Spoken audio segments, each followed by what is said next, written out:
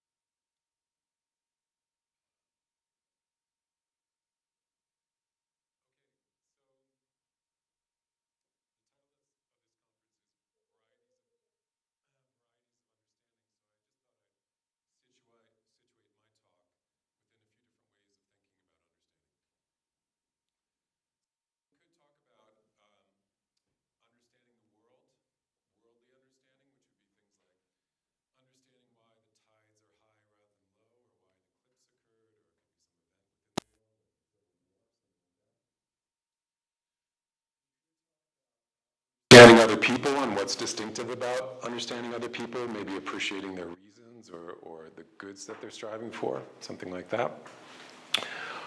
And I've written about both of these in the past. What I haven't written about is understanding language or linguistic understanding, and that's what I'm going to try to take a crack at today with some fear and trembling. So one question is how, that some of you might take up in the conference, is how these different kinds of understanding are related. It could just be a quirk of the English language that understanding the world is called, has the title understanding, language, linguistic understanding, understanding people. In some languages, you might get distinctive words. Miguel was talking about in Spanish. Miguel, what were the 2 words again? Comprensión y entendimiento. And the one was more about language. According to my intuitions as a speaker of Spanish, yeah. is entender. Okay. But those intuitions might vary from... I trust you. I trust you. So it might be a quirk of the English language, but I do think they're related in interesting ways. But the focus on linguistic understanding is almost unavoidable these days with, in light of advances in AI. So a classic question in the field, going back to Searle's Chinese room argument, is do these systems understand anything about the text that they consume, about the text that they produce? Or are they more just like calculators manipulating symbols? So I'm not going to subject you to too many AI artworks, which you see in talks these days, but this is when I put in the Chinese room. This is its bizarre understanding of PNT rate coming out and J. Searle EVOD. So this actually isn't as bad as some other things I came up with. But clearly that's a question, a classic question in the field. And it's tied in some ways to like the very deepest questions in the field, such as whether these systems have any intelligence. As Bender and Kohler say in their 2020 piece, meaning and understanding have long been seen as a key to intelligence. So it seems like to make progress on the question of whether AI systems are intelligent, we should make some progress on the question of whether they have understanding. And by my lights, whether they have understanding is the key to other questions like whether they have beliefs or whether they have knowledge or even whether they aim in any significant way at the truth as opposed to just what people have said. So currently on this question about understanding, there are divided sentiments. So in 2022, researchers in natural language processing were asked whether they agreed or disagreed with the following statement: that some generative model trained only on text, given enough data and computational resources, could understand natural language in some trivial sense, some non-trivial sense. So I'll make this a little bit of audience participation now. What are your thoughts? Out of 480 people, natural language researchers surveyed in 2022, how many you think agreed and how many disagreed? Swazi, I'll put you on the spot. Half and half. Good guess. Yes. And that was 2022. Things might have changed significantly, actually, since then. After all, when you use ChatGPT or some other LLM, it actually says things like thinking, understanding, pondering. So that debate, though, that continues since 2022. So you find pretty strong views on both sides of the aisle. So this is one of the godfathers of contemporary AI, Geoffrey Hinton, who says that the only way you can get so good, they can get so good at predicting the next word is by actually understanding what's being said. It's not just a statistical trick. They are learning the underlying concepts and how they relate to each other. That is understanding. But on the other side, recently, this is a talk online, but it's published in a different form by, I think it's pronounced Stephen Harnad, where he says, I don't believe for a microsecond that GPT understands. And in the talk and in the paper that flows from it, it's just an extended case that they don't have understanding. He gave this talk in Montreal in the lab of another of the godfathers of understanding, Yoshua Bengio. And Bengio, apparently in the Q&A, according to Harnad, had an interesting response which I think could push us forward a little bit in the debate, maybe. So Harnad says, the Bengio disagreed with me that ChatGPTs do not really understand. He said instead that they had, quote, another kind of understanding. So one way to think about this when there's such deep-seated disagreements is, as philosophers do, let's try to make a distinction, and maybe they're talking about different kinds of understanding, and maybe one has captured one element of understanding, linguistic understanding, and one has captured another, and they're not really disagreeing, so perhaps they could agree that they've captured something distinctive about understanding. So I'm going to pursue that strategy to introduce a distinction in kinds of linguistic understanding between notional and real understanding that's due to a 19th century British philosopher-theologian, John Henry Newman. Newman, for what it's worth, actually, for reasons I'm going to say, doesn't actually use the terms real understanding and notional understanding. He prefers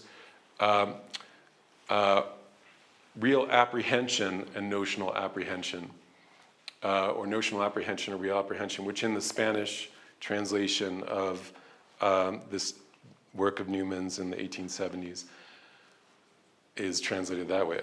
Aprehensión nocional, aprehensión real, I take it. So that's one thing I'm going to do. One possibility that I'm going to then float is that these systems have notional understanding but not real understanding.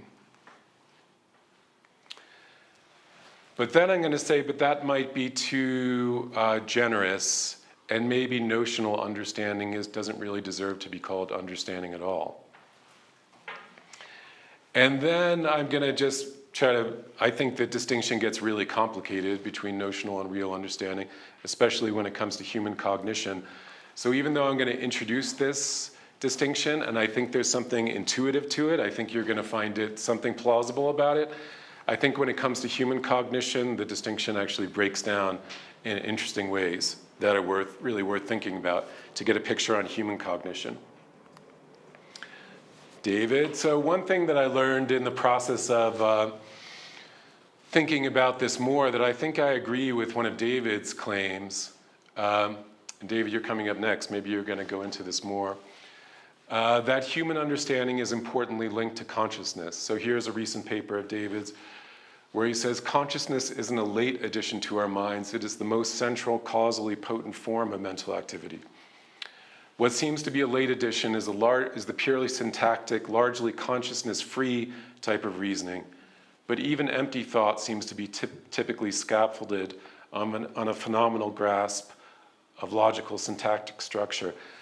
I think that's right. I think that's something that this British philosopher Newman was trying to get at in the 19th century. And I think so there's a strong case to be made for it. You have to bite some bullets along the way, but I think there's a strong case to be made. So just tipping the hat to you, and I'm interested to see how you're going to develop this next time.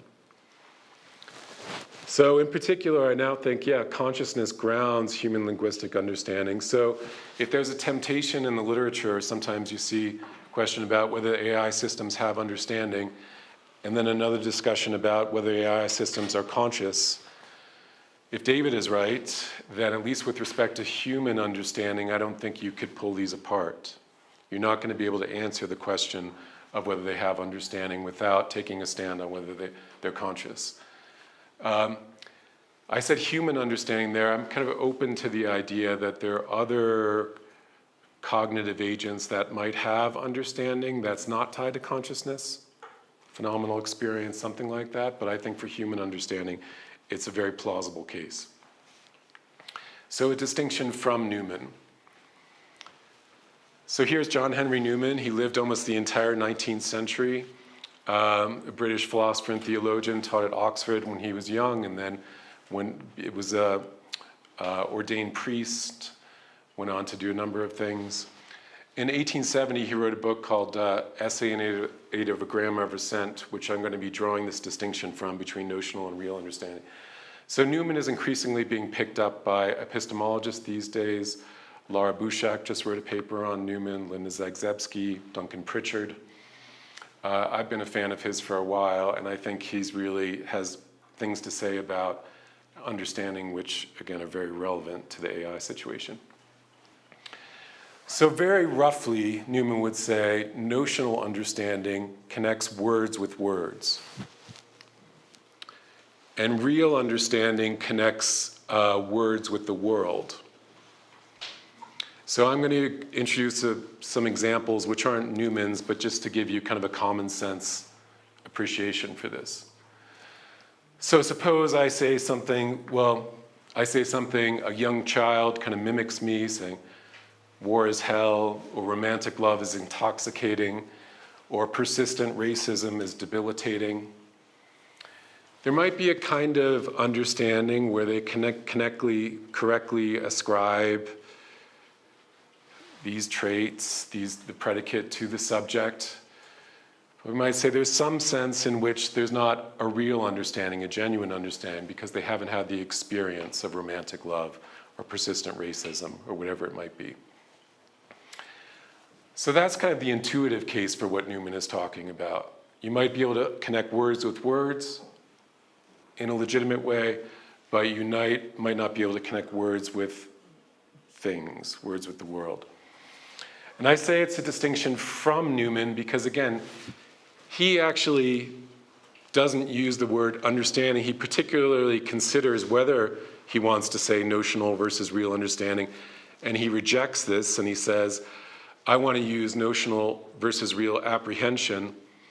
And as we're going to see as we talk about it, it might be a better distinction in English.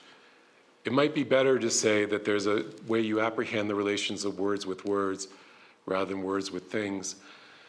But one reason that he gives in 1870 just is no longer really a worry for us. So he says that the notion of understanding was ambiguous. People like Locke talk about an essay concerning human understanding, Hume about an inquiry concerning human understanding. Understanding there was almost just like the mind. And Newman says this is ambiguous between understanding the mind and an accomplishment of the mind. Let's just talk about apprehension. But there's not that ambiguity anymore. And the use of apprehension, I'm not saying this is like definitive, but it's very much, you don't hear it as much these days. And the use of understanding just is more and more relevant. So I'm willing to go old-fashioned and stick to my gun and go with Newman and say the distinction we really need is notional and real apprehension. But I think there's a lot to be said for real versus notional understanding. Okay, so here's an example that Newman gives. So a child asks, his parents say, what is Lucerne?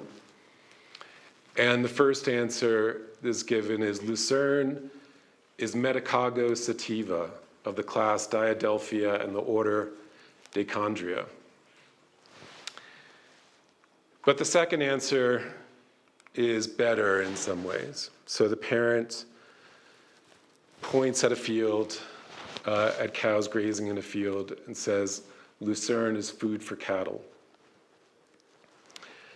So according to Newman, in the first case, the child has a notional understanding of Lucerne, of this word, and in the second case, a real understanding or a real apprehension.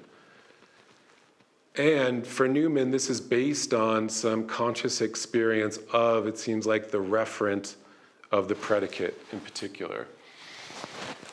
So again, no real understanding in this case, but a kind of notional understanding, a real understanding in this case,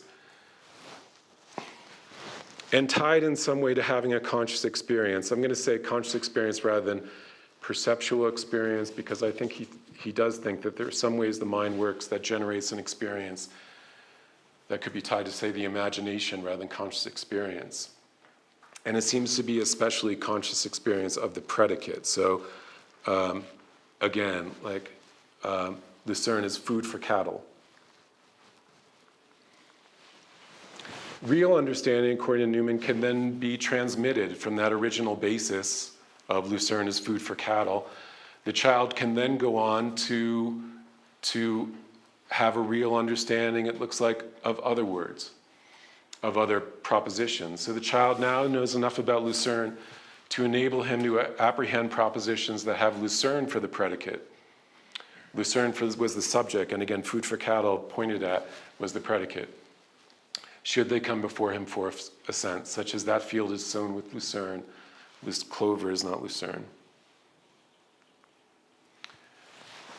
So that's real understanding. It's tied in some way to a conscious experience, especially it seems like a conscious experience of the predicate of a sentence, of a proposition.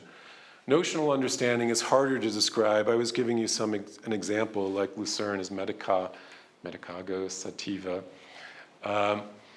But it's not tied to a conscious image of the referent. It seems to be connecting words with words, propositions with propositions, or patterns of use with patterns of use. So here's an example coming up from Newman that I like to illustrate it. So here's another way he tries to illustrate notional understanding. He says, a clever schoolboy, and this would have been Newman growing up in 19th century Britain, educated at one of these public schools where they'd be learning Latin and Greek and translating from different languages. He says a clever schoolboy might turn into English, a French treatise on national wealth, produce, consumption, labor, profits, measures of value, public debt, and the circulating medium, while he had not the faintest conception himself what the treatise which he was translating really determined. The grown person, the grown economist, uses language as a vehicle for things and the boys of abstraction. So one way to think about it, so the boy knows enough French, we're supposed to believe, that can translate a French treatise on economics into English, but make it economics or make it whatever subject might be too technical for a young boy to understand, chemistry, physics, whatever it is, but would know enough about the correlations or the patterns of use in words to translate the treatise into English. Newman is going to say there's this notional understanding that's displayed, an ability to connect with words, but there's a complete lack of understanding about what the words are about, economics or chemistry or physics or whatever it might be. So we might put it, he apprehends or grasps the relationship between expression and expression, or between words and words, but not between words and the world, or between words and reality. Or we might say he apprehends or grasps patterns of use of certain expressions. So here's my proposal, using Newman's vocabulary. One way to think about LLMs is that they're like clever schoolboys who can see connections among various expressions or see patterns of use. But what they're seeing are connections among uses of words, not connections between words and reality. And Emily Bender's example, if you're familiar with this literature, about the octopus who intercepts human communication and discerns patterns of use among words, and then can respond in a way which looks intelligent, displays an understanding of words, is maybe a modern example of this. Okay, here's another illustration. Again, some audience participation. Does anybody take a crack on what language this is?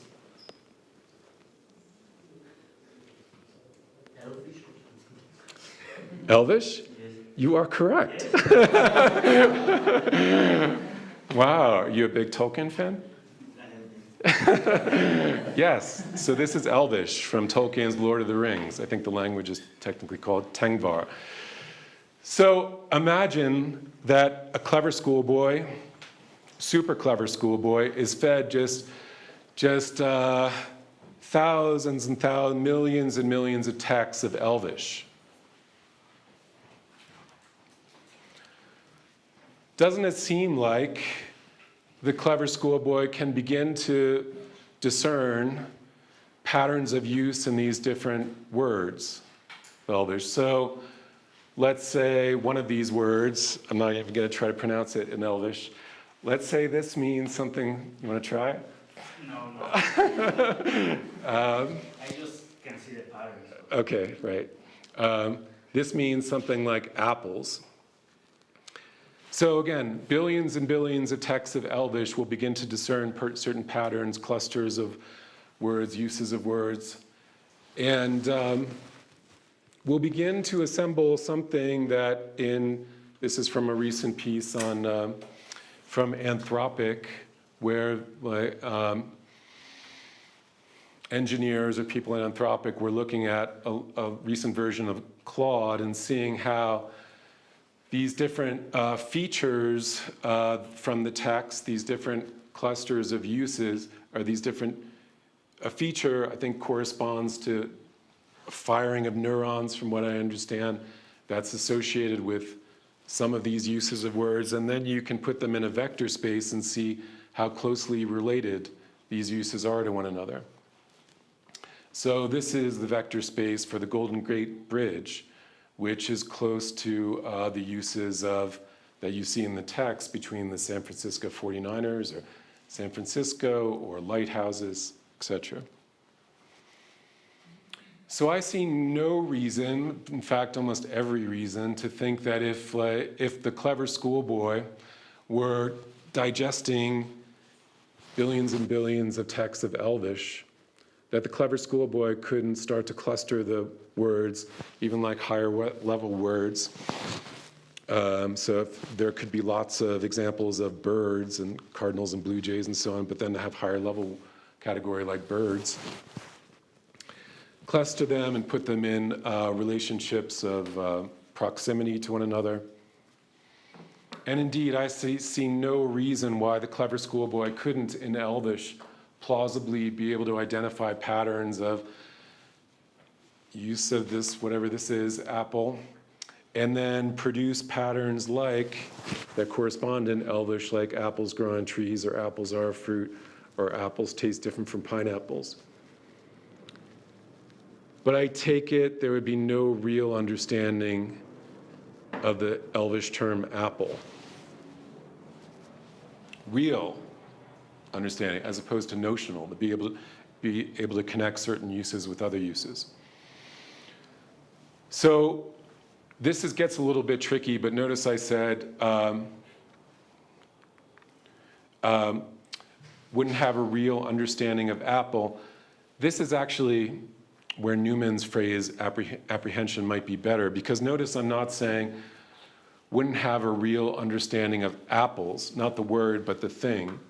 So there has to be a distinction here between a real apprehension, a real understanding of a word which somehow gives you access to the thing, but that's not saying that you then have this excellent understanding of the thing.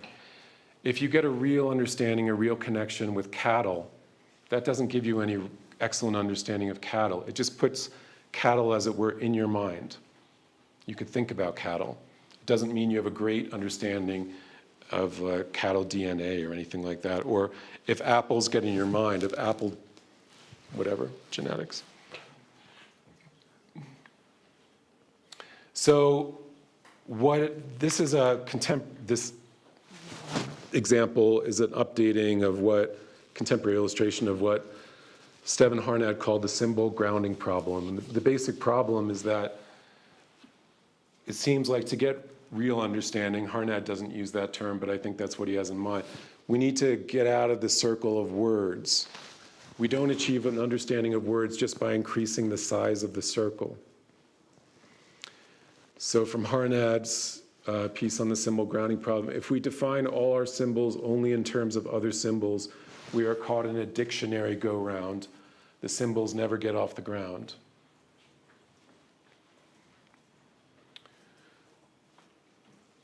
But maybe, like I said, okay, so Harnad was being too harsh.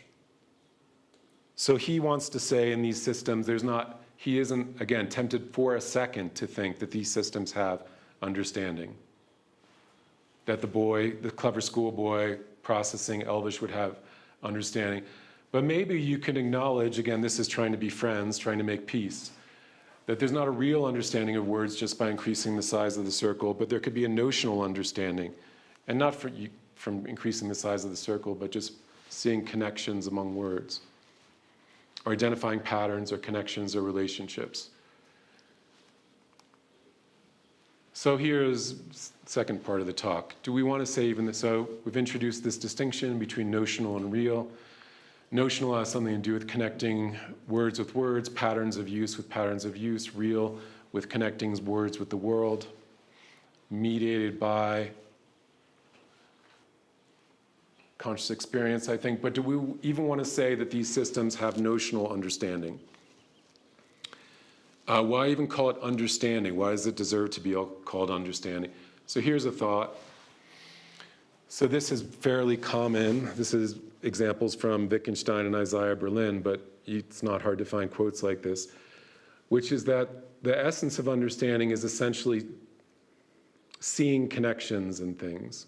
Understanding a subject matter is seeing connections in that subject matter, or as Berlin puts it, being able to perceive patterns. If that's the essence of understanding, then it seems like we might want to think that LLMs are at least in the ballpark, but notice the kind of psychological words that Wittgenstein uses, that Berlin uses, that people are attributing to LLMs. So if you think that understanding consists in seeing connections, and you think that LLMs are seeing connections among words, that already biases things too much, I think, and makes them already too intelligent. So too with any rich psychological notion, cognitive notion, seeing, grasping, noticing, perceiving. So let's try not to bias things and say they don't see patterns. Whatever it is that's digesting all that text isn't seeing patterns, but just identifying patterns.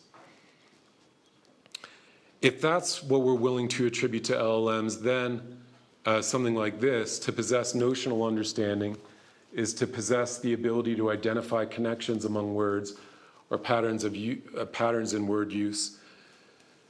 Here's my worry. So this might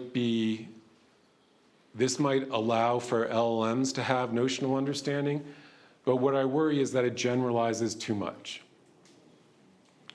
So can't we similarly speak, it seems like, if understanding is a matter of identifying connections, why can't we speak in terms of, say, the liver identifying patterns in insulin or glucose or glycogen and responding accordingly? Why is the liver identifying patterns? Why isn't a forest identifying patterns in heat stress or waterfall levels or insect behaviors and responding accordingly? So if we're going to be so generous as to say that understanding consists in identifying patterns, then I worry that that's too broad and that too much is going to be allowed to understand. Now, we do sometimes speak of the forest or of the liver understanding that glucose levels are low, or the forest understanding that there's an insect infestation. But surely that's a metaphorical sense of understanding, I take it. So here's what I'm not sure. Okay, so we had something like seeing connections among words, patterns of word use, seeing, grasping connections with words, with things. If it's just identifying connections, something like pattern recognition, we might want to attribute that to LLMs. But then seems like, why don't we attribute it to loads of things, livers and pancreas and forests and lots of things.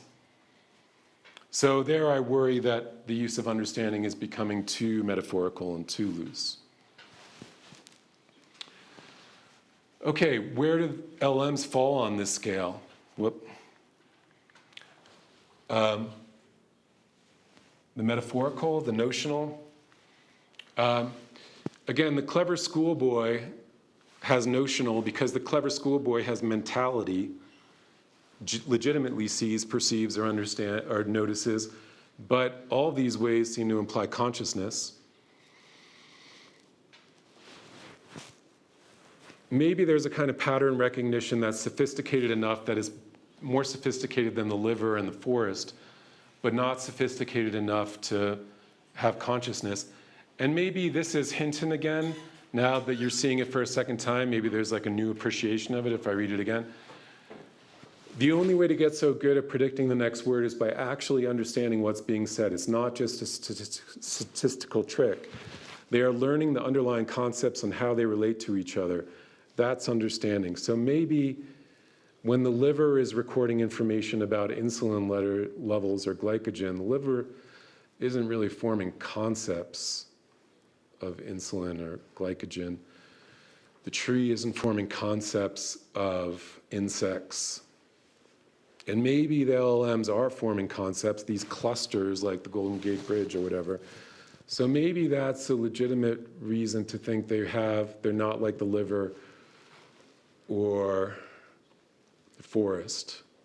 I'm going to leave this kind of an open question for, in fact, take it back, I'm going to grant. So even that there is notional understanding in LLMs, that there's something different enough about this pattern recognition that we might want to say it's legitimately understanding. There's something like clever schoolboys learning Elvish, but what would it take to make their understanding real? Okay, so moving towards the second half. So what would it take to move from a notional understanding of a term like lucerne or apple to a real understanding of lucerne or apple? Okay, plausibly, so don't look at the big thing then. Plausibly, it takes some form of connection or grounding, so I'm on board with the Harnerd idea on the part of the boy between Lucerne and apples, Lucerne, the word Lucerne and Lucerne, the word apples and apples, that it takes some form of grounding to have this real understanding. And you might think that this is like just a old-fashioned, outdated view of understanding or meaning, where the understanding of a term just is tied to its referent. You might think, well, there are lots of terms in English, other languages, which don't even have a referent, never mind like a referent that exhausts its meaning. But still, a lot of words, Harnard points out, are content words that denote objects, like 95% of English words, types, not tokens, denote objects, actions, qualities, nouns, verbs, most adverbs. There are some function words which don't have this kind of picking out something in the world, like prepositions, pronouns, conjunctions, articles. So you might worry that this account, that real understanding involves some grounding in the world, that it's too narrow. You could have a real understanding of a preposition like in or of without anything corresponding in the world to in or of. But let's stick with the fact that there are lots of words, 95% of English words, which seem to have some referent, content words. So I'm going to explore three models for connecting them to the world and see how LLMs would fare and how human cognition fares. We might connect them to the world via deference in a linguistic community. We might connect them via causal interaction, or we might connect them via conscious interaction or experience. I'm going to go through these one by one, explore them. Deference in a linguistic community, here would be the thought. How do I use Napoleon to talk about Napoleon?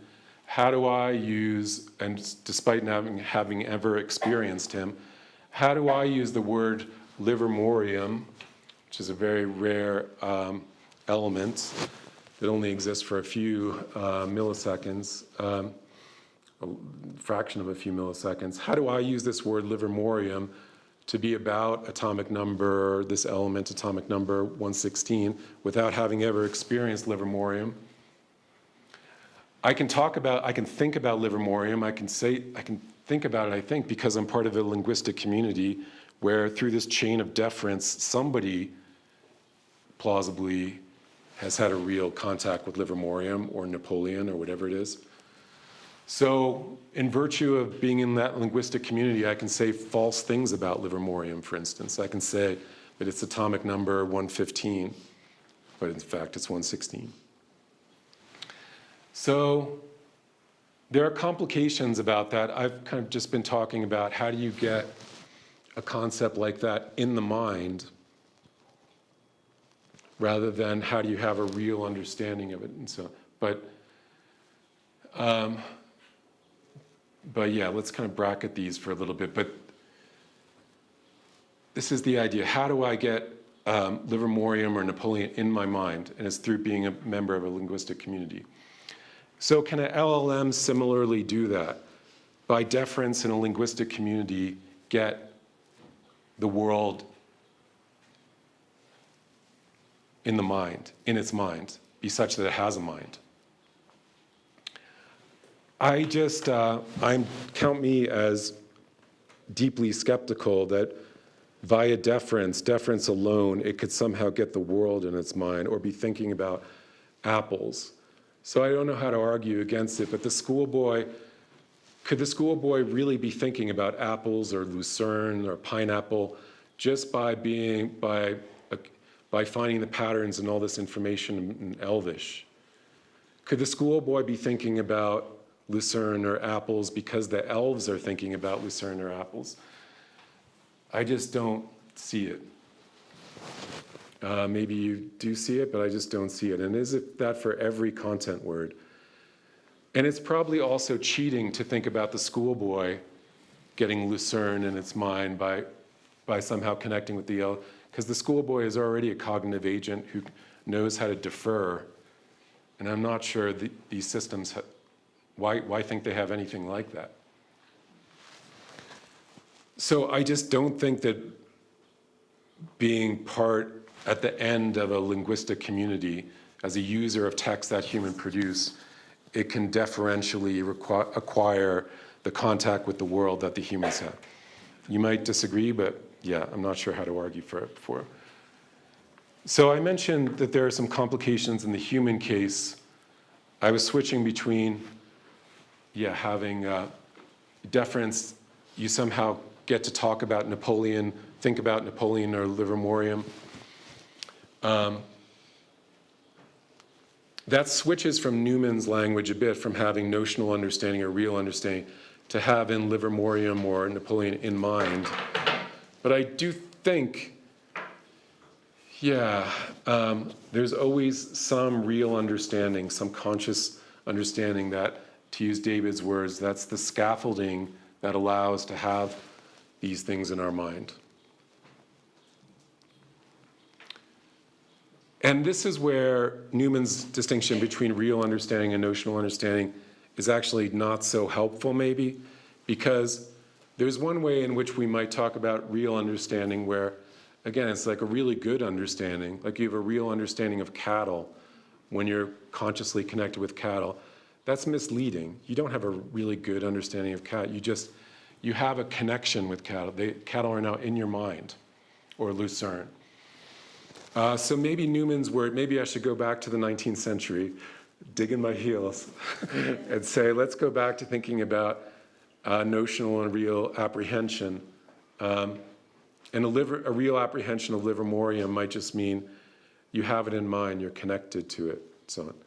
And I don't think that, I don't think that via deference in a linguistic community, I don't think LLMs are going to get to a real connection to the world.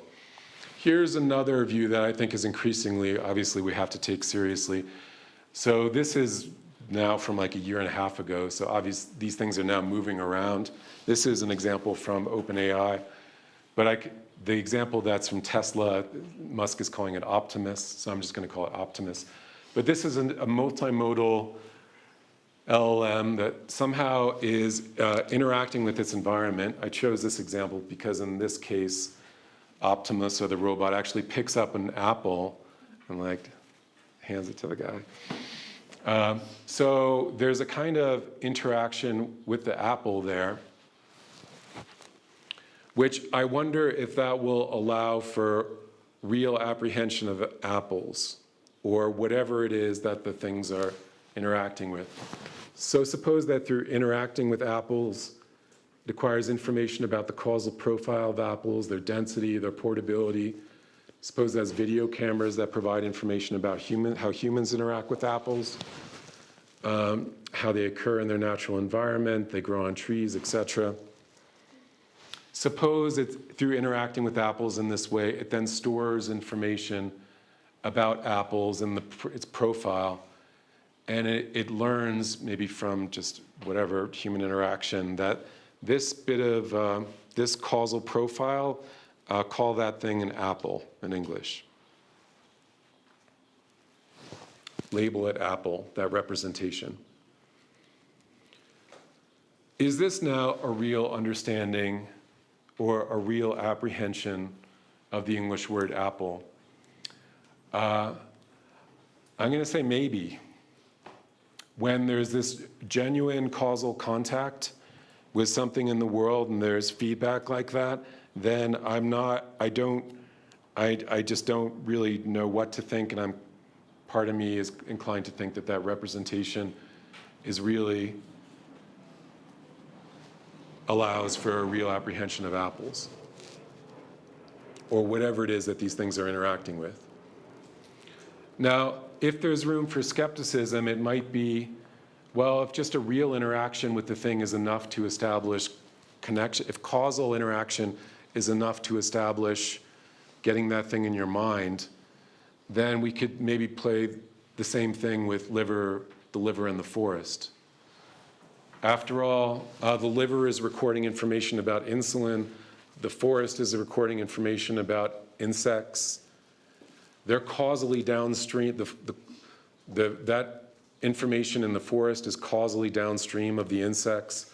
That information of the liver is causally downstream from the insulin. So if there are items of of information in the liver or the forest that represent these. Why is that, again, does that make it too easy to have a real understanding or a real apprehension of the world? I don't know. I'm inclined to think that that's just not, it's not a real understanding of insects or a real apprehension of insects. It's not a real apprehension of insulin. But maybe what's going on in Optimus, it could maybe just being causally downstream is not enough. Maybe what's really important to get the apple into some cognition is for there not just to be causally downstream of it, but to be like a human being and to manipulate it, which these things increasingly are doing. They're not just passively taking it in causally downstream. They're interacting with it, which is maybe how we get things in our mind. So again, maybe a causal back and forth with Optimus or whatever will be sufficient to get apples or whatever it is they're interacting with a real understanding in their mind. So when they spit out text like apples grow on trees, maybe it's not just a notional understanding of apples grow on trees, but maybe it's a real understanding of apples grow on trees because they have, I don't know, the representations that really are genuinely connected with apples and trees. So that's one possibility, again, was how do they get real understanding? So this is three options. They're part of a deferential linguistic community. I don't think that's enough. They're causally interacting. If they're embodied robots, I'm open-minded. That might be enough. But just think of the human case where the child connecting, you could connect with the world via conscious experience where the grown-up says lucerne is food for cattle and is shown cows grazing in a meadow. That's my bet for how we get real understanding. And one example of this, I don't know if you know this case from Helen Keller talking about water. Does anybody know? David, have you come across it? Yeah. So Helen Keller is American. This is her tutor, Annie Sullivan. She spent most of her life blind and deaf. She wasn't born blind and deaf. She developed blindness and deafness at 19 months, I think, because of an illness. But most of her life she was blind and deaf. And she describes, that might matter, but I'm not, that she had 19 months where she wasn't blind. It might matter, but I'm not sure. But what she describes, I think, is highly relevant to thinking about understanding and so on. So this is going to be a quote for a couple pages. She says, "We walked down the path to the well house, attracted by the fragrance of honeysuckle." This is later in life. She's writing in her autobiography. "With which it was covered. Someone was drawing water, and my teacher placed my hand under the spout." Sorry. That means I should start wrapping up. It's kinda 10 minutes, I think.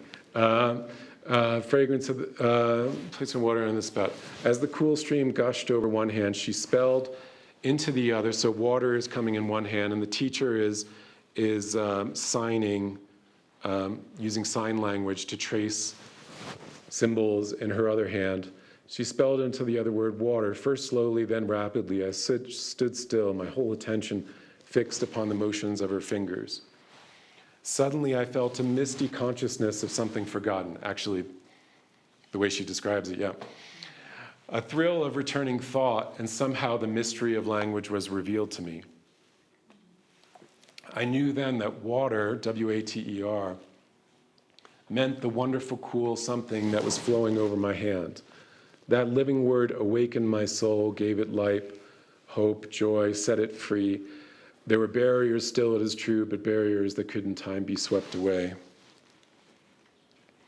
So prior to this, I did not know that I was spelling a word or even that words existed. I was simply making my fingers go in monkey-like imitation. So again, you might think that this part was important, that something long forgotten, like when she was in her first 19 months. But another way to think about it is that all of us when we're born, we're in this situation where the world is presented to us through our conscious experience, and gradually we become to associate pick out some certain things from that conscious experience and associate it with words. And that's basically a good candidate for how words are grounded.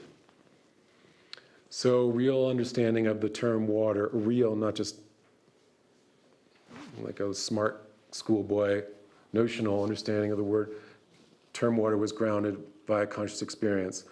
Water is now in Keller's thought in a way it wasn't before. Not just the term, but the word, the thing, water. Lucerne is now in the schoolboy's thought in a way it wasn't before, via the conscious experience. So last section. So those were 3 ways in which, again, you might think that real understanding, real apprehension could be grounded. Linguistic deference in a community, causal interaction, direct conscious experience. Now I'm just going to point out 2 ways in which I think that human and artificial minds differ in terms of understanding. So this is kind of low-hanging fruit, but I think it's important to point out. Even if you grant optimists things like a real understanding of water, there are going to be lots of intrinsically conscious terms that we use, like grief or joy or sorrow, that are intrinsically phenomenological that you can't get at, I think, unless you've had the experience or something like the experience. So I don't know if you can see this in the back. One reason why this is relevant is because this is just a piece that came out in the Harvard Business Review. I don't know if you've seen it, but the way people are using Gen AI now, it used to be generating ideas. Just a year ago was the #1 use. Now it's the 6th use, shifting around. Therapy, companionship was #2, now it's #1. What is finding purpose? Purpose, meaning in life? I don't know. But increasingly, I mean, that sounds, gosh, I wonder how that's different from that. But this is increasingly how these systems are used as companionship or as therapy, and they're increasingly turned to because they seem like they say things like, oh, I'm so sorry you're going through that, which they will, which they do. Then it's important to be clear-eyed about what's happening, that they're not really sorry. There's no real understanding of sorrow unless there's conscious experience of sorrow.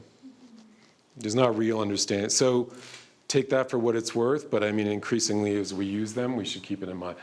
So the second difference is the deeper one, I think the more interesting one, is that the human mind seems to blow up a clean distinction between notional and real understanding. It's useful to have this vocabulary, I think, but it's limited. So here's, I don't know, if you bought the distinction from Newman at the beginning, you might have thought, okay, let's go through the contents of my head and think which bits of understanding are notional, relating words to words, and which are real. And maybe this isn't the right measure, maybe like notional is 90%, but this is just not how human cognition works, I think.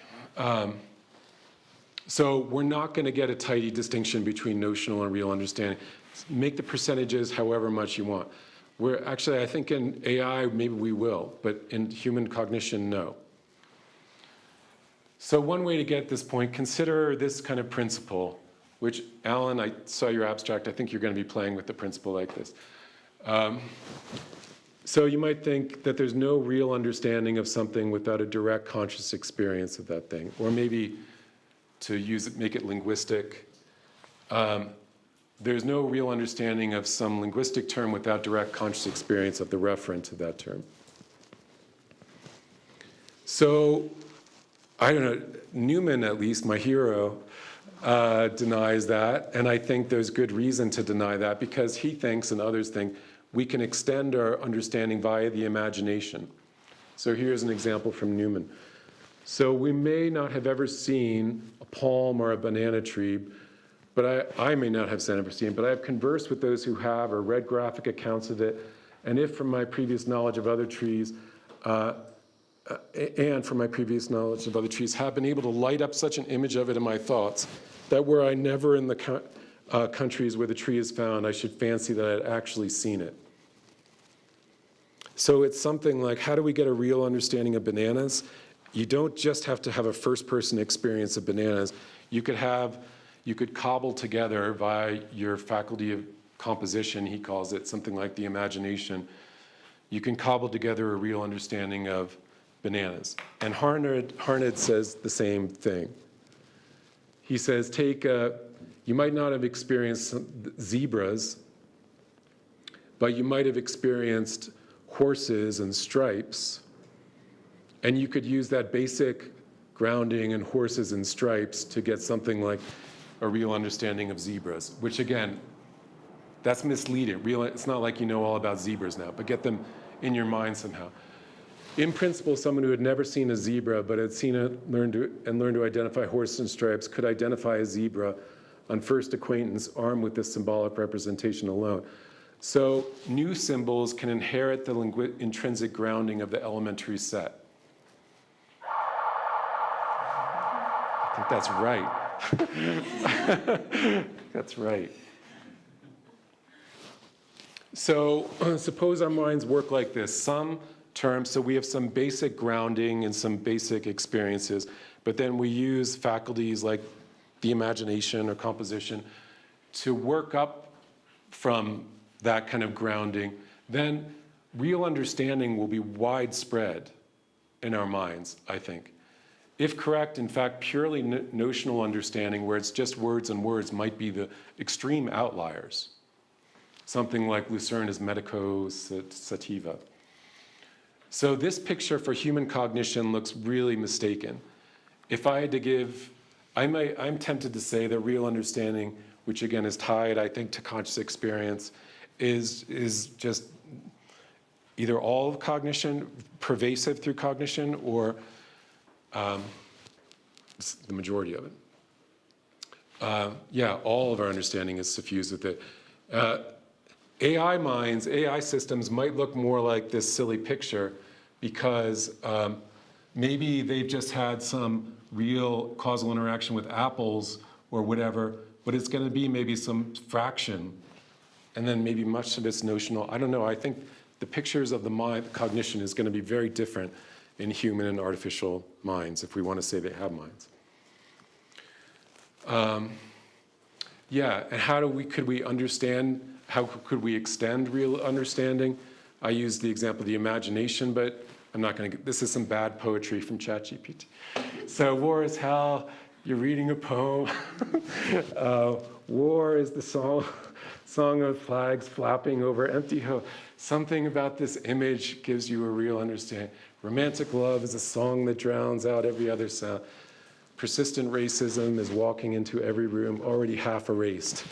So maybe we have some sense of what this stuff is like, and through the powers of analogical thinking or metaphor, that gives us real understanding of something. So does the mind always think in images? So that might seem like a crazy idea that David just thought of, but it's not crazy. So here's Aristotle saying the soul never thinks without an image, a phantasm. Aquinas, there's nothing in the intellect that wasn't previously in the senses. And Hume, all our simple ideas in their first appearance are devised from simple impressions. I don't know if that means that the consciousness is pervasive through the ideas, but at least take the Aristotle quote that every bit of our thinking is imbued with phantasms or images. This is a view that was taken seriously for a long time. So just a couple more slides. Note, this isn't an in-principle claim about cognition or understanding. So for Aristotle, God, the prime mover, can think without images. For Aquinas, God, not just God, but angels can think without images. And why not in human cases? Maybe there's like super blindsiders that could think without images. So I'm not saying that it's impossible to think without images or to have real understanding without conscious experience.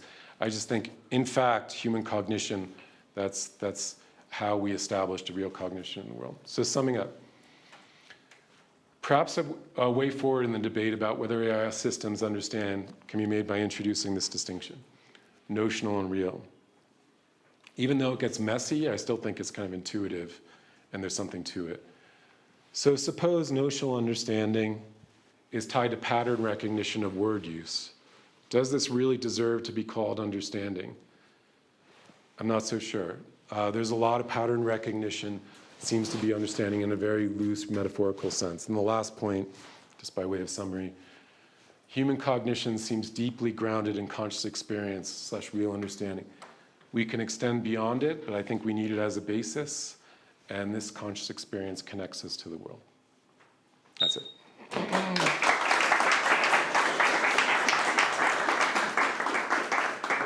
have 35, 40 minutes for questions. Otavio was the first person that was. And sorry, I was over the way, just got from the airplane. Yeah. I really like your talk, and I think you're right in pressing those issues. I'm just, I think just that you're a little bit concessive on the causal point, because I do think that it's very implausible to think that a liver has an understanding, right? And I think that seems to undermine the idea that causality is enough. There are all kinds of causal processes that involve no understanding whatsoever. Right. And that brings about that maybe what we need for understanding is indeed some kind of intentionality, consciousness of something. And it's very difficult to get out of this. Right. So, of course, folks in AI want to claim more. And say, oh no, look, these things are doing all these things. Right. Isn't that amazing? And so on. But then there's a lot of projection that humans do. And I think that's where the illusion that these things are anything but patterns, right? Statistical patterns are Too involved. concessive. Yeah, no, I definitely feel. So you could say that intentionality is maybe just a basic part of our biological makeup that these systems don't have. Or if maybe like intentionality isn't just being causally downstream, but like I said, interacting with the environment, moving this, twisting that, seeing what follows. Maybe aboutness gets in the picture through that interactive causal, which is different from the liver, I take it, different from the forest. That's where I was trying to give this case its best run, as it were. But you're still skeptical? Yeah. Because it's not literally how different it is, right? So you have this, in the case of the little robot, right? Yeah. We have a piece of software that is running behind that allows you to recognize some patterns, right? Even recognizing is not a good term there. Correct. Right? Correct. So, and in a way, how different is that from a self-driving car in San Francisco, right? Does it understand the roads? Of course not. Right? It has a bunch of sensors to avoid and rules to avoid bumping into things. Right. And it follows very strictly. Right. I must say, it drives better than I do. Right. But understand. Yeah, well, as you know, there's going to be people who are going to say it understands that a person is about to cross, that there's a pothole, and maybe we could just, so like you, I'm probably trying to dig deeper and say, so what might be missing? What could we credit this thing with? Maybe we should, maybe it's just obviously absurd. I will read the list of persons that I have, and you tell me if someone is missing. Martina, Alan, Maria, Spinella, and Andres. It is important to mention that people that are watching us on YouTube and on Facebook, you can raise your hands there and we are going to try your questions. Martina. Thank you. This was a fantastic talk.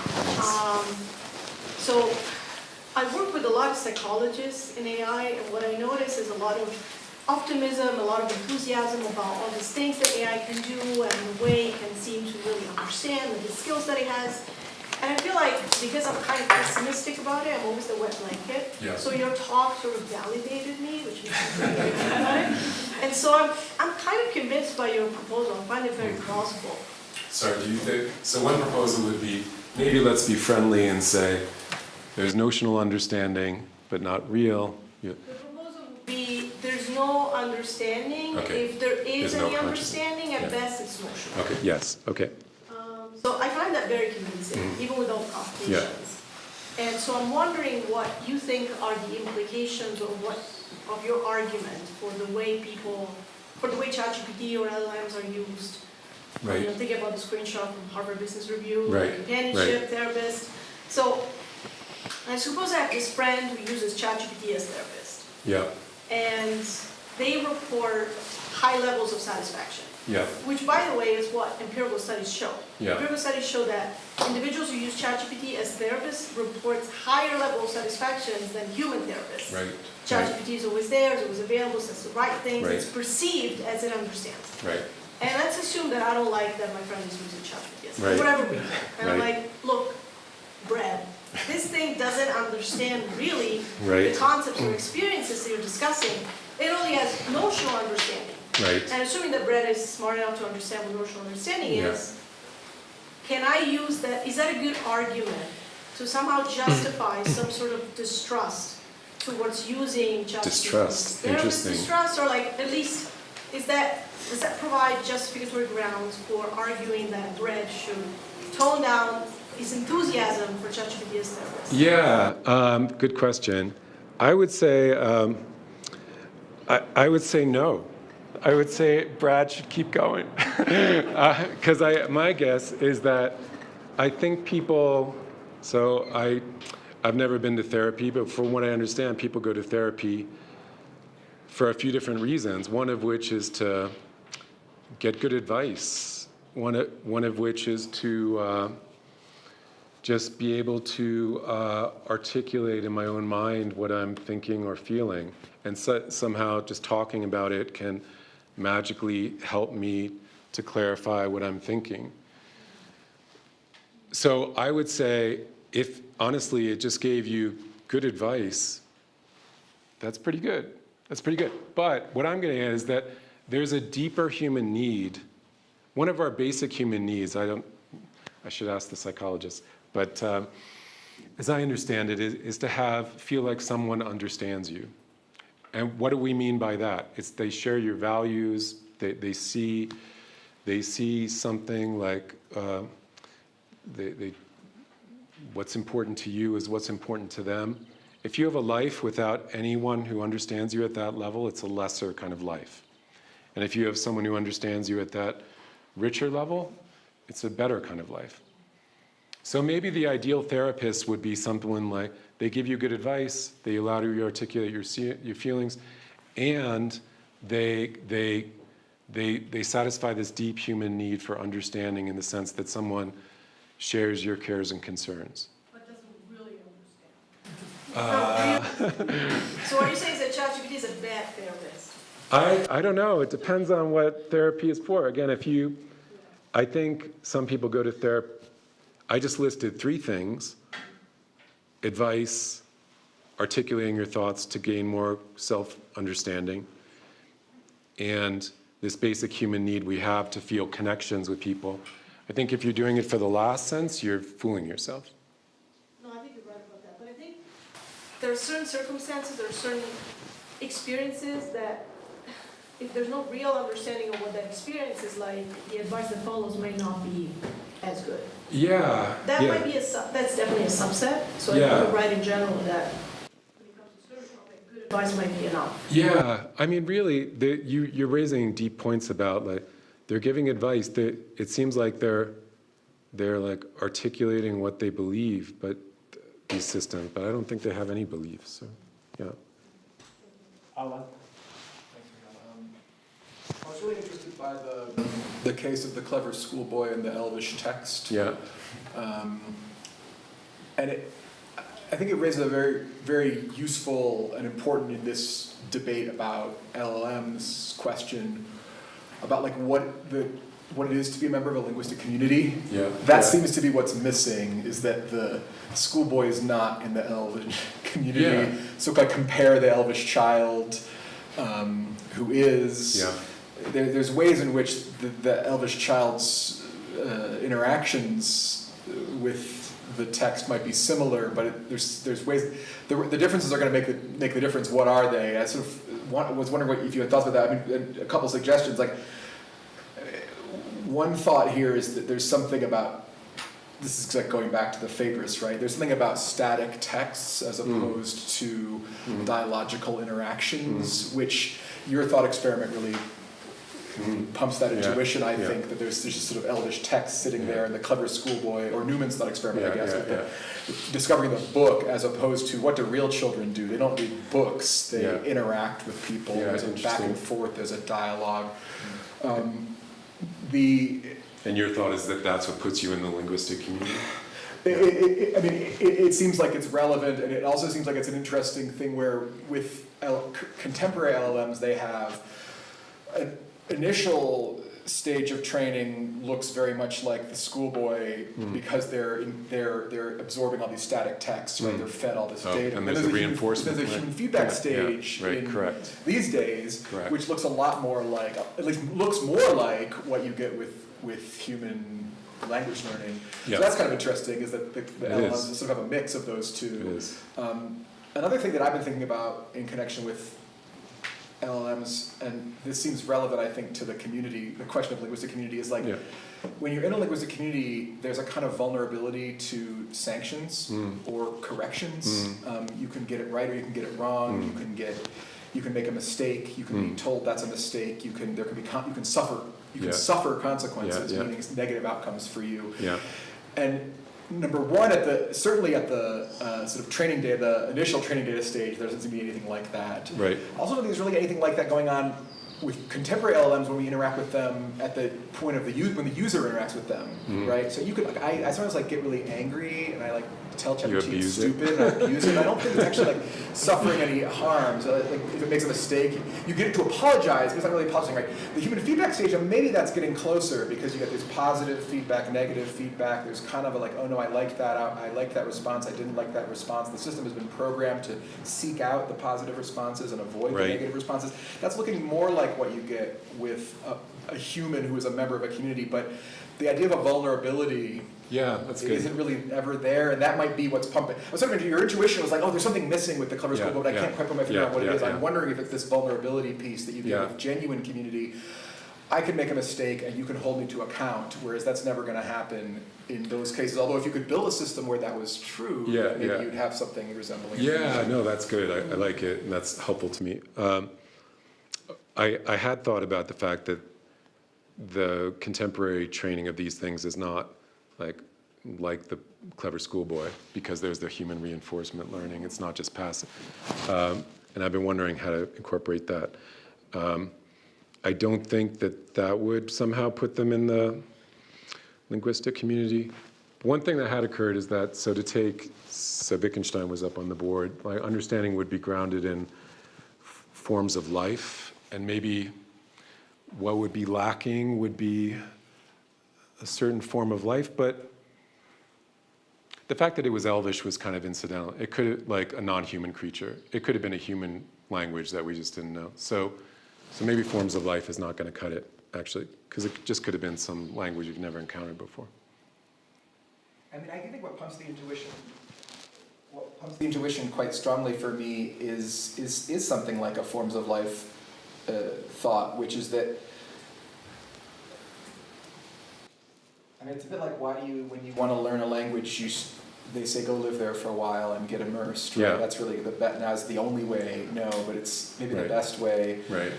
Even if it's a human community, if I have no causal interaction with that community, if I'm just reading their texts, but they're not able to they're not able to correct me, they're not able to see their reactions. There's something weird about that. No, that sounds right.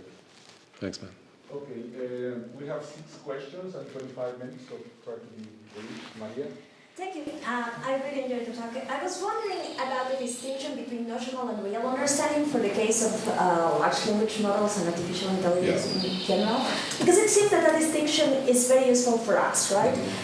Because we have limited computational capacities, and then with concepts we cannot do much out of just putting them together.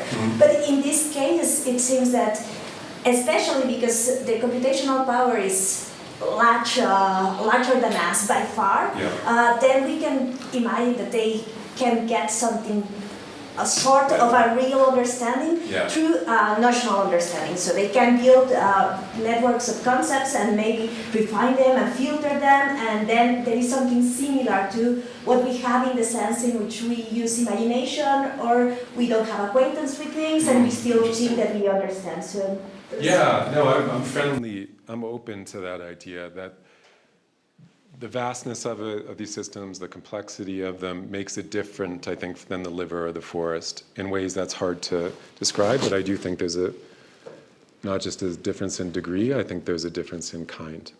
I don't think that would make for a real understanding. I think it's still floating free of the world.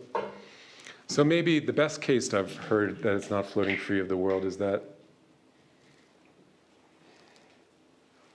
so they're being trained on texts that are produced by people who have encountered apples and trees and cattle and so on. So in some way the texts are, the notional understanding would be tracking the world, as it were. It's not like arbitrary, that the representations or seem the way they are, that there's a kind of world trackingness, which might make it then about the world, but I still... But it is not so transparent for us to know whether that's the case or not, right? Yeah. You mean in the systems? Yes. Yeah, I do, whether they're tracking the world or whether they're somehow connected in some deeper way than tracking. Oh, yeah.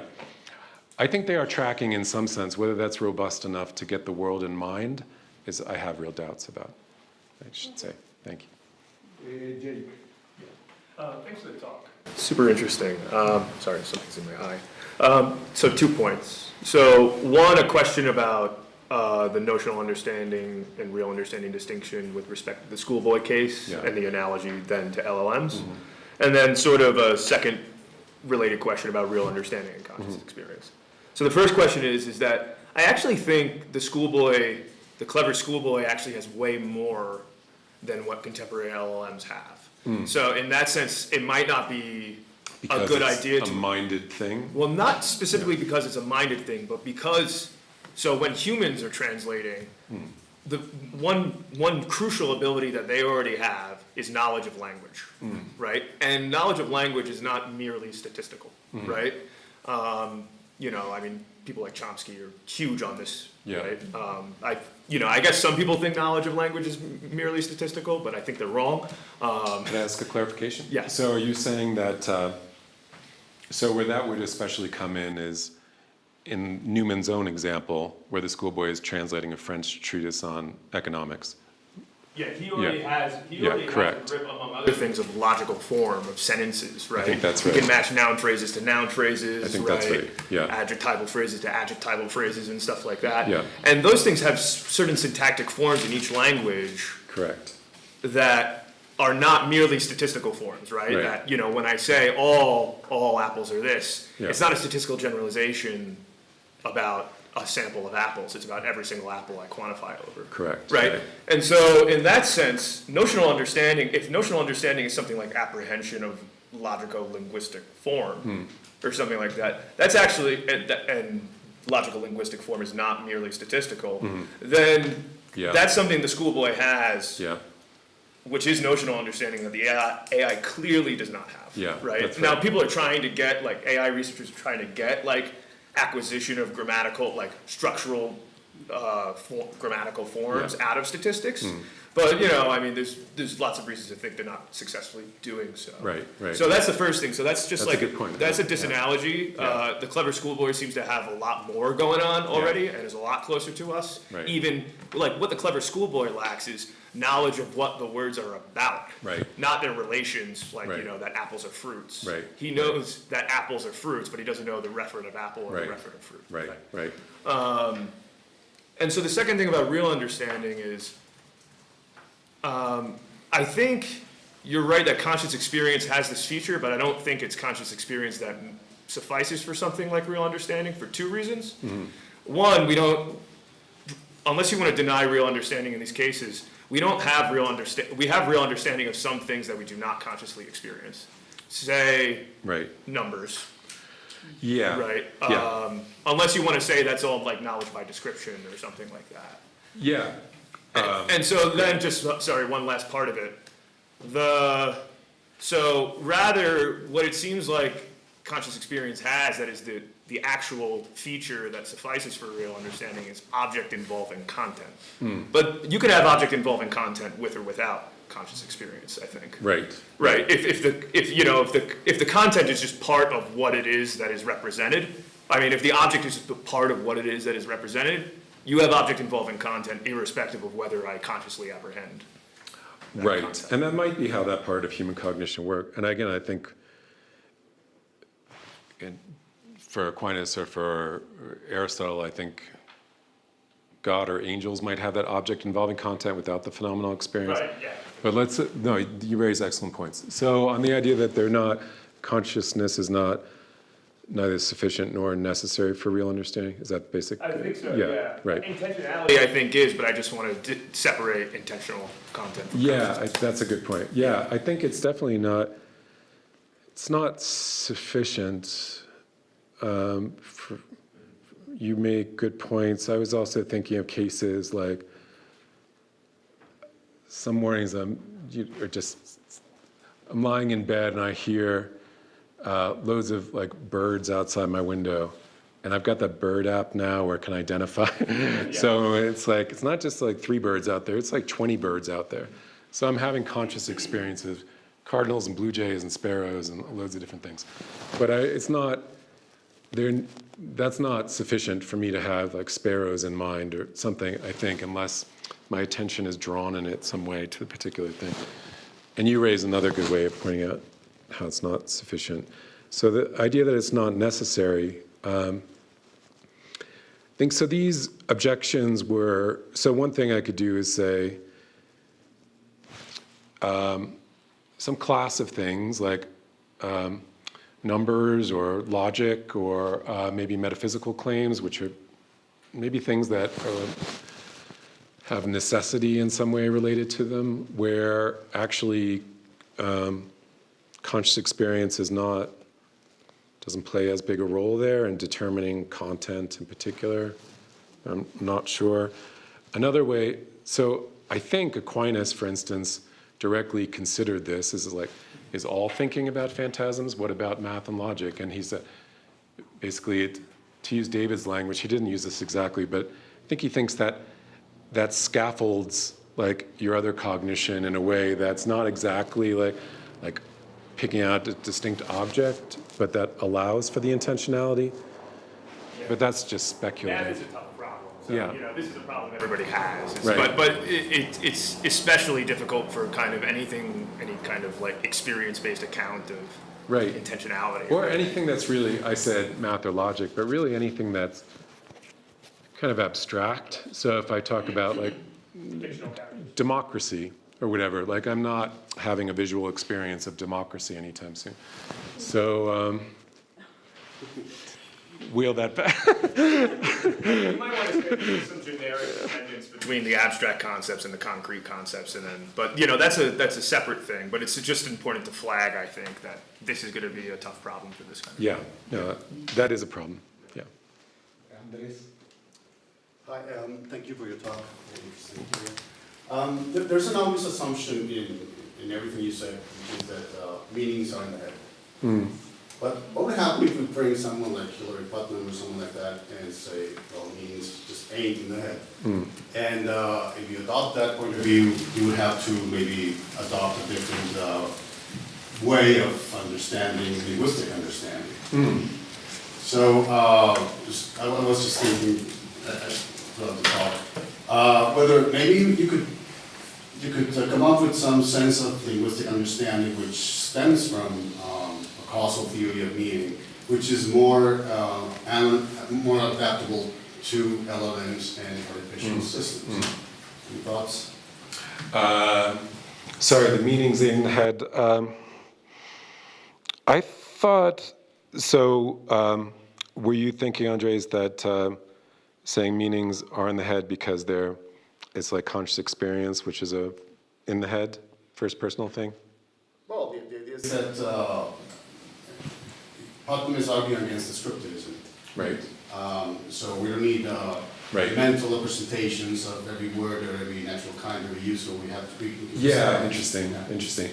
Yeah,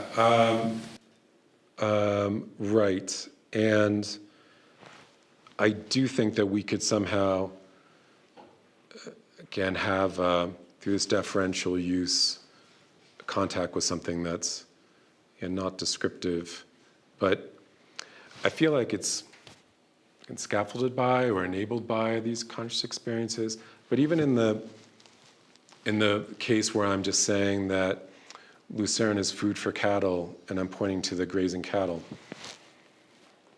I was thinking that was kind of a not in the head model because the conscious experience was connecting me to the cattle, no? So the apprehension is not of a private meaning, like cattle are bovine, whatever, but the real apprehension of cattle was via the connection with cattle. Yeah, but if you look at it in more general terms, like I was thinking more of the robot, of the multimodal LLM. Yeah. That the robot is able to understand, not understand, just to detect all of these causal patterns and connections between words and behaviors and words and things out there. Yeah. Maybe you could just build a theory of meaning for robots, or for LLMs, or for these multimodal entities that is entirely based on these externalist ways of understanding meaning. So have representations that are causally downstream from apples or representations that are grounded in interacting with apples, and that's just a new notion of meaning or something? Yeah, I mean, that's what... Yeah. It could be. I mean, maybe there's going to be things like, maybe if we wanted to be, what's the word where our concepts are developing? Conceptual engineering. Maybe that would be a way of thinking about meaning that has some purchase, but I do think it would be a revision. Do you think? Or you think that's like in line with the Putnam style thing? Yeah. Thank you. Yeah. Tanya? Hi. Thanks for the talk. So, in the way that you talked about this in the nomenclature of notional versus real understanding, it sort of suggests to me that there's like a path towards real understanding, and maybe notional is this part of the way there, but not the whole way. Right. And I'm wondering if that is the sort of picture you have in mind, and how you would feel about a different kind of picture that somebody could have, which is to think that maybe this is pointing out sort of like a multi-dimensional structure. And one dimension that we might care about is something like the relationships between things, something like the conceptual role semantics. Another dimension we might care about is something like reference or grounding or something like that. Right. So this starts to look a little bit more like multi-dimensional views that I think have been developed in other areas of philosophy. Yeah. But throughout your talk, I was thinking about like, are you thinking about this kind of linear model where you're getting part of the way but not the whole way there, or is there some other way to think about this? Yeah, no, I have. Thanks, Sonia. I did think about how this would fit into a two-dimensional view, and if the notional was going to be one part of, or maybe like an inferential role or ability to use words is going to be one part of it, and then connecting to the world is another part. I haven't settled my mind about it, but maybe that's the most attractive way to think about it. Is the other model you were thinking where, the notional kind of gets kicked away and there's just this richer sense of a real understanding. Yeah. That's even a third model. Yeah. I thought what you might have in Yeah. mind is that notional gets you partway there. It's like some of what you need. Yeah. But then you need that plus something else to get to real understanding. As opposed to the kicking it away part, it's more that it's. No, I think you're. It's a I think that partial two-dimensional thing, I haven't thought through all the options, but I think that two-dimensional option just instinctively, it seems appealing to me. There also, I mean, there are different cases of notional understanding in the Newman text and other things you could think of. So one is just very definitional. One is like, Lucerne is medicago sativa, and you don't know either of these terms. There's another sense in which, I think David talks about this in his papers, where he says,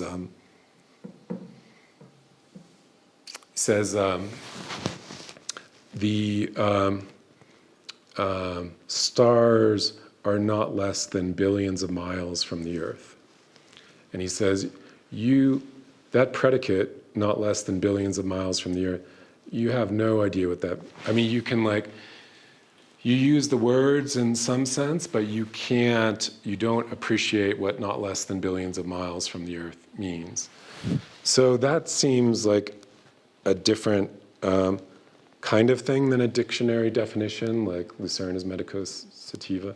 So I wonder if that kind of notional understanding where it's, you can use it you can use it properly, you can understand its inferential role, and then you go from just being like almost an unknown X to having a richer sense of it. David uses the word grasp. I'll have to think that through. That's a good idea. Thank you. Thanks for the talk. Appreciate it. So some of that, I have three things to say, and some of that is a follow-up on what was already said. I also was wondering, like Tanya, that whether a multidimensional aspect of understanding or view of understanding would be helpful here, especially because it seems to me that both the notional and the what you call real, let's say consciousness-based, experience-based understanding seem to come in degrees. Yes. So it seems to me that you could have actually a very high level of understanding by knowing where Lucerne, is located within a classificatory system, and maybe better than if you know that it's just food for cattle. Correct. So if I'm, I don't know, it's not a plant person, right? A plant scientist. I forget what they call. If I'm a plant, and then I have this grasp of all the connections between the various genus and species and varieties of plants. In many ways, that can be a high level of understanding, just as much as how good it is for cattle. I think that's right. And then. So that was the first thing. The second thing was related to math as well. I immediately wondered, how do I have a conscious experience of 2 or pi, which is worse, right? Any transcendental numbers, because then you can tell me, you saw the 2 apples. Well, no, I haven't never seen pi. Right. So any transcendental number is going to be difficult, or any fancy mathematical object and abstract concepts are going to be difficult. So I was wondering how you see the notional. In that case, the notional understanding seems the way to go, and kind of a real understanding. So now we're not out of we cannot just rely on consciousness to get us out of that understanding. Right. And the last is that the third one? Yeah. Third one, I'm going to push you on the forest. Okay. Forests do interact with their environment. They actually create rain in some cases. Yeah, that's true. So that you're not going to get. So it wouldn't just be passive, right? Or just downstream. It would be interactive. Yeah, that's a good point. And maybe livers do too. I presume they do. Livers do too, but I'm always very. And that's partially of what my other interests are about. That causes that when I'm always worried about human exceptionalism when it comes to any cognitive function. Yes. Yeah, good points. I like the point about the forest. The point about abstract object, I've already said it's a problem. I'm not sure what to say. The point about degrees of understanding, yeah, I'm not sure how exactly to incorporate this on the model. Like if it's experience-based, you could have, like, it seems just stacking up more experiences of the thing doesn't seem exactly the right model. But then again, if it's something like romantic love or racism or whatever it may be, so I have some experience which gives me a partial view of this phenomena, and then I have some simile or story which gives me another view of this phenomenon. So maybe, I'm not sure how to work out the details, but maybe experiences could shed light on the phenomena, and maybe they do it via some like rich causal story. I don't know how you, that's something I need to work out. Thanks. Yeah. And the last question, Alejandro. Yes, thank you for your talk. I found your idea that notional understanding requires some instances of real understanding really interesting. But I was wondering, how does this apply to highly abstract domains like some areas of mathematics or logic? It seems to me that for some concepts like infinity or some aspects of non-Euclidean geometry, we only have notional understanding because we don't have an experiential grounding. Right. So what would you say? Would you say that a human mathematician has some kind of real understanding in these cases or not? Yeah, that's a great question. So I'm not sure what to say about those abstract cases. I think with abstract objects, I think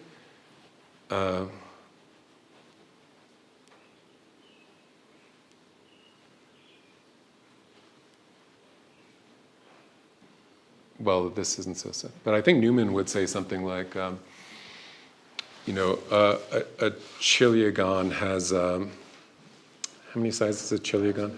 1,000 sides, to use Descartes' example. So I think he would say we can,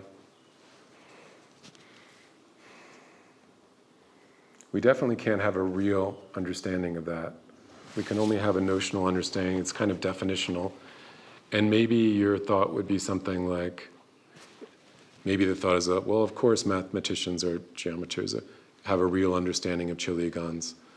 But if you push this view,